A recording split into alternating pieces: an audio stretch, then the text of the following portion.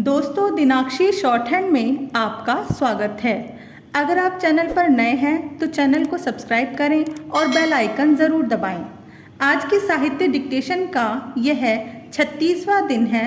लगभग 400 शब्दों की यह डिक्टेशन 80 शब्द प्रति मिनट की गति से बोली जाएगी। अगर आपको इस डिक्टेशन की एडवांस आउटलाइंस और वाक्यांश की आवश्यकता है तो आप हमारा पेड बैच ज्वाइन कर सकते हैं। हमारे पेड बैच को ज्वाइन करने के लिए आप डिस्क्रिप्शन बॉक्स में दिए गए मोबाइल नंबर पर व्हाट्सएप कर सकते हैं। तो चलिए डिक्टेशन को स्टार्ट करते हैं। डिक्टेशन स्टार्ट होगी 5 सेकंड बाद। Ready, start. महात्मा गांधी के अनुसार राष्ट्रभाषा के बिना राष्ट्र गूंगा है। अगर हम भारत को राष्ट्र बनाना चाहते हैं तो हिंदी ही हमारी राष्ट्रभाषा हो सकती है। किसी भी राष्ट्र की सर्वाधिक प्रचलित एवं स्वेच्छा से आत्मसात की गई भाषा को राष्ट्रभाषा कहा जाता है। हिंदी, बांग्ला, उर्दू, पंजाबी, तेलुगु, तमिल, कन्नड़, मलयालम, उड़िया इत्यादि भारत के संविधान द्वारा राष्ट्र की मान्य भाषाएं हैं। इन सभी भाषाओं में हिंदी का स्थान सर्वोपरि है, क्योंकि यह भारत की राजभाषा भी है। राजभाषा वह भाषा होती है जिसका प्रयोग किसी देश में राजकाज को चलाने के लिए किया जाता है।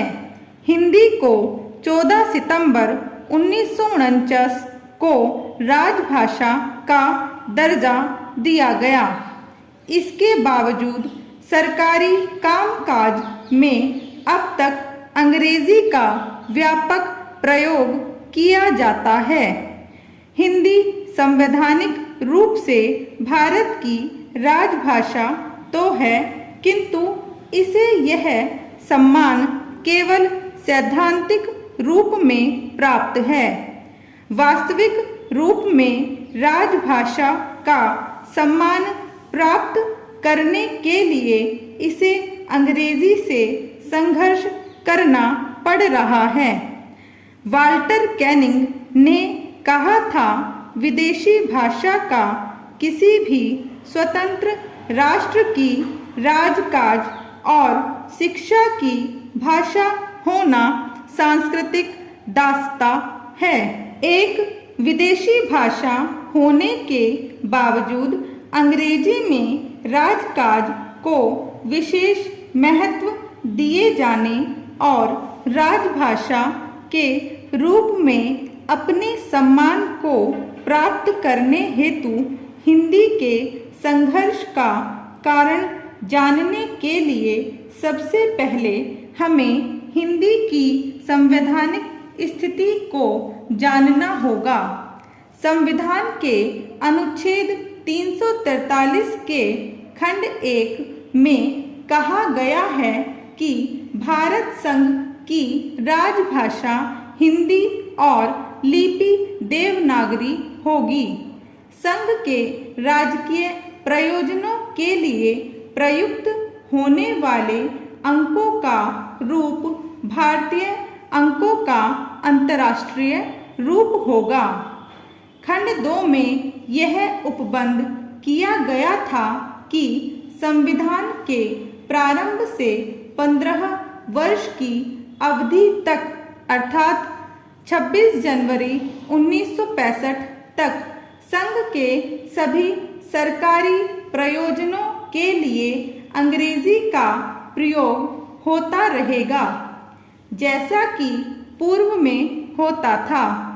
वर्ष 1965 तक राजकीय प्रयोजनों के लिए अंग्रेजी के प्रयोग का प्रावधान किए जाने का कारण यह था कि भारतवर्ष 1947 से पहले अंग्रेज़ों के अधीन रहा था और तत्कालीन ब्रिटिश शासन में यहाँ इसी भाषा का प्रयोग राजकीय प्रयोजनों के लिए होता था।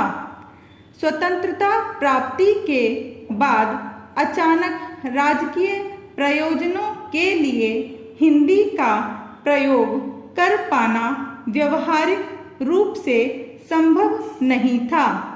इसलिए वर्ष 1950 में संविधान के लागू होने के बाद से अंग्रेजी के प्रयोग के लिए 15 वर्षों का समय दिया गया और यह तय किया गया कि इन 15 वर्षों में हिंदी का विकास कर इसे राजकीय प्रयोजनों के उपयुक्त कर दिया जाएगा। स्टॉप।